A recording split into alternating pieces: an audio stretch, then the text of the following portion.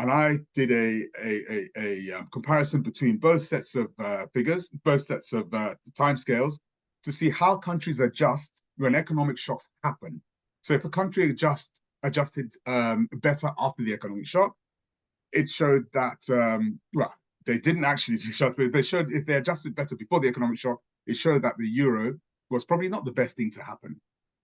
Because if you have a common interest rate, a common exchange rate, how can you adjust your balances sufficiently enough when maybe, say, Austria needs to increase their interest rates by 5%, whereas Germany only needs to 3%. So where are they going to go? So I knew that at the age of 17 to 18, this is not really going to work. So I set out to prove that. And one thing that we have got so far that we can see is the economic shock that happened in 2008, the financial crisis, has rendered these countries very inflexible. They're not flexible enough to be able to adjust their imbalances.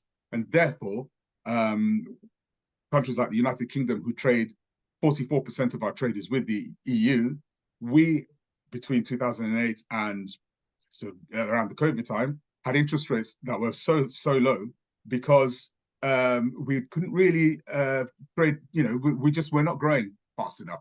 And that's a lot of reason because we were, a lot of our trade is with the European Union.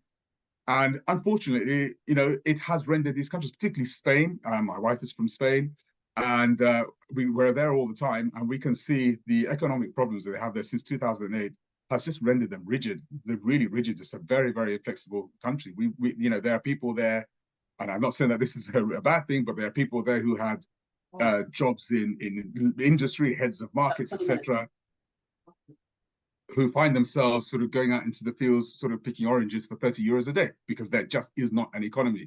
The shock has been so great for them that they have not been able to get back into equilibrium. So I proved that what I thought 30 years ago was going to happen did happen. And a lot of these European countries just cannot adjust.